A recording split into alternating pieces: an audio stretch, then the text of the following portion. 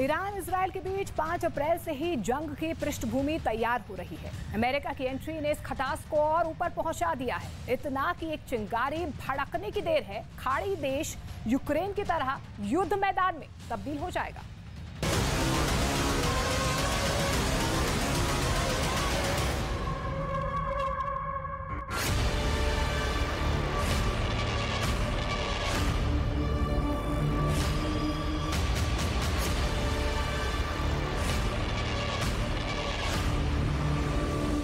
Israel ने Iran को loud and clear message दे दिया है। चुन चुन कर मारे जाएंगे इजरायल के खिलाफ साजिश करने वाले, मिसाइलों से नष्ट कर दिए जाएंगे इजरायल के दुश्मन।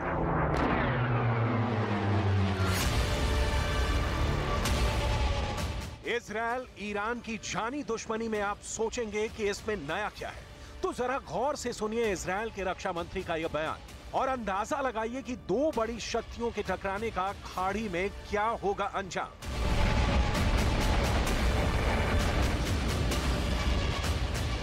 यूक्रेन से 3000 किलोमीटर दूर तेहरान में इजरायल को तबाह करने की जो स्क्रिप्ट लिखी गई है, उसकी कॉपी लीक हो गई है।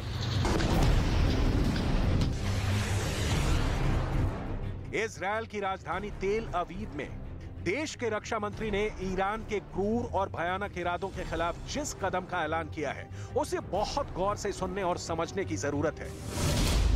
सीमित संघर्ष का दौर खत्म हो गया है। इजरायल नई सुरक्षा व्यवस्था का चैलेंज देख रहा है। इजरायल को अपने चारों तरफ से खतरा है। बहुत लंबे समय तक सीमित संघर्ष का दौर चलता रहा है, लेकिन अब वो खत्म हो रहा है।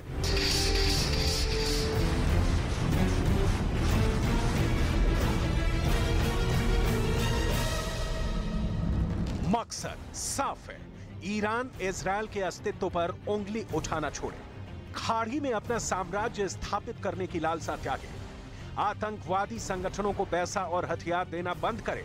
हम आपको आगे दिखाएंगे कि इजरायल ने ईरान को सबक सिखाने के लिए क्या बड़ी प्लानिंग की है। लेकिन उसके पहले इजरायल के रक्षा मंत्री का वो डेटा देख लीजिए, जिसके मुताबिक ईरान इजरायल के खिलाफ कई संगठनों को पैसा दे रहा है। ये संगठन लेबनान और सीरिया से लगातार इजरायल पर रॉकेट दागते हैं।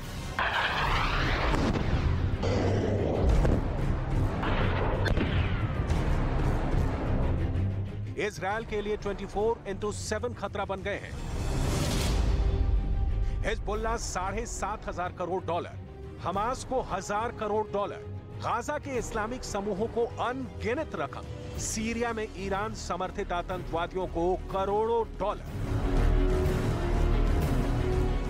ये इजरायल का आरोप है कि हिजबुल्लाह और हमास जैसे आतंकवादी संगठनों ने ही इजरायल का जीना दूभर किया है और इन संगठनों को ईरान खुला समर्थन देता है।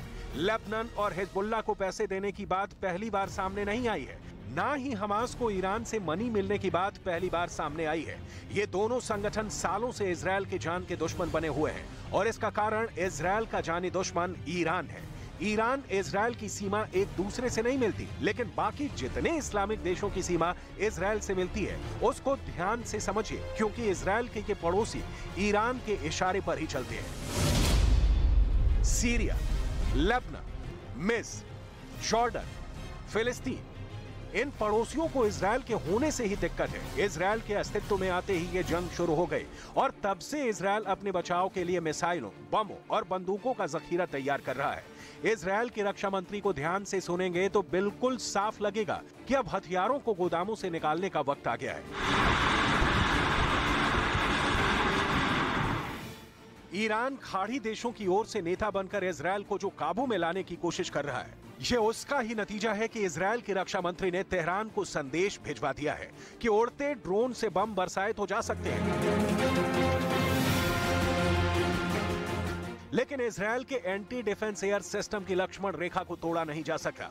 ईरान के पास ही नहीं, संपूर्ण अरब देशों के पास इजरायल को करारा जवाब देने की ताकत नहीं है और ये 1967 में इन देशों के साथ ही जंग में इजरायल की जीत से इतिहास स्पष्ट कर चुका है।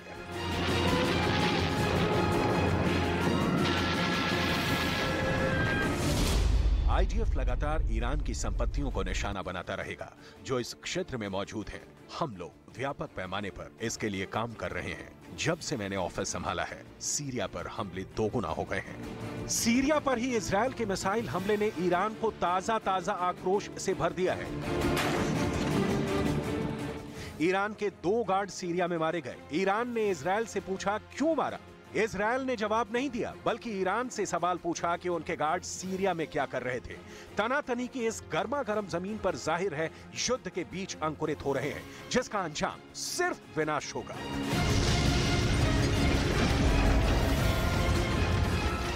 और सिर्फ ईरान इजरायल के टकराव की ही बात क्यों करें, इन दोनों के बीच खड़ी वो 2 महाशक्तियां भी बीच में आती हैं। जी, अमेरिका और रूस, जिनके वर्चस्व की जंग में यूक्रेन में शोले दहक रहे हैं।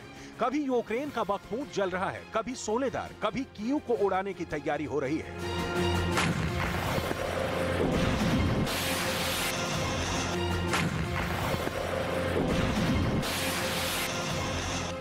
इजरायल और अमेरिका की संयुक्त ताकत की वजह से ही ईरान इजरायल पर डायरेक्ट हमले से परहेज करता रहा है।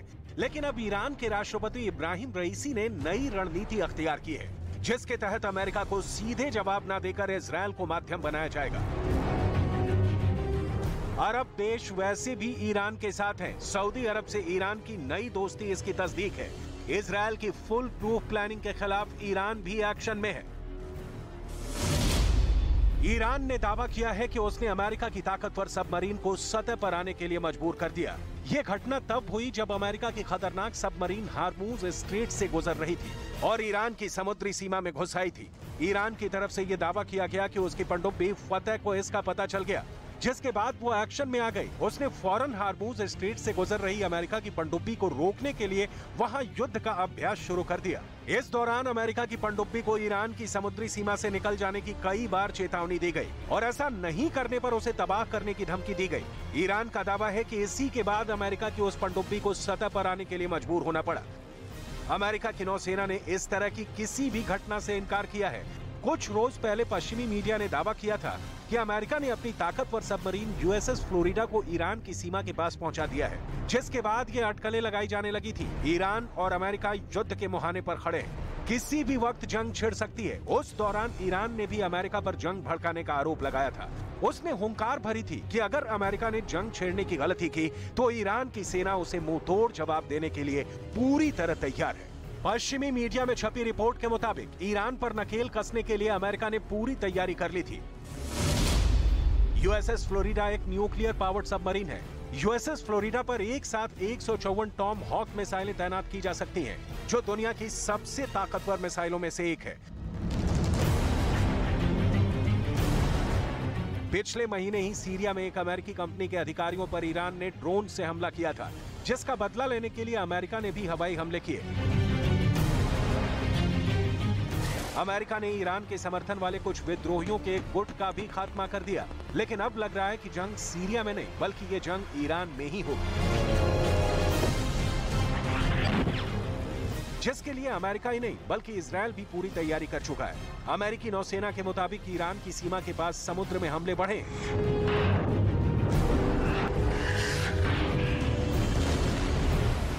ये हमले तेल के टैंकरों पर और इजरायल से जुड़े जहाजों पर हो रहे हैं। पश्चिमी मीडिया का दावा है कि ईरान की चुनौतियों से निपटने के लिए ही अमेरिका लगातार उसकी सीमा के पास अपने सबमरीन भेज रहा है। दावा यह भी है कि ईरान अमेरिका के इन पैतरों को समझ चुका है और वो भी जंग के लिए तैयार है।